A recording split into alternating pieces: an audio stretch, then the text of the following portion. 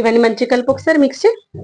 ఇవన్నీ ముందుగా మంచిగా ఒక దాంట్లో ఒకటి కలిసిలా కలుపుకున్నాం అనుకోండి, ఇవి లంప్స్ లేకుండా వస్తాయి అనమాట. బ్రెడ్ ఆమ్లెట్ చేసేటప్పుడు మనం ముఖ్యంగా ఇది గుర్తుంచుకోవాల్సింది, కొత్తిమీర ఎక్కువ ఎందుకు వేస్తా అంటే ఇప్పుడు కొత్తిమీర సీజన్, తర్వాత లీఫీ వెజిటేబుల్స్ మా వాళ్ళు అస్సలు తినరు. అదే బ్రెడ్ ఆమ్లెట్ వేసినాం అనుకోండి తీయకుండా తినేస్తారు. అందుకోసం అది గుర్తుకుంచుకోండి. నువ్వు తింటావు, అలా నాన్న తినరు అనమాట, వాళ్ళ నాన్న కోసం అని. తర్వాత ఎగ్స్ అయితే కట్ చేసి వేసేస్తాం. మనం తీస్తాం ఒకసారి అయితే మనము బ్రేక్ చేసేసుకొని వేసుకుందాం. ఫస్ట్ ఇవన్నీ అయ్యే లోపల ప్యాన్ అయితే వేడి పెట్టాను.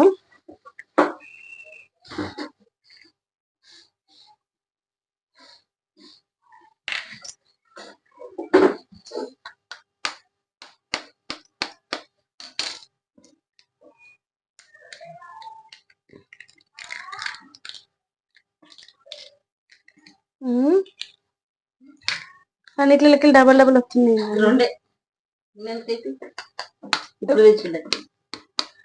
ఒక దాంట్లోకి వెళ్ళి మనకి 2 వచ్చినాయి, పెద్ద దాంట్లోకి వెళ్ళి మనకి 2 వచ్చినాయి.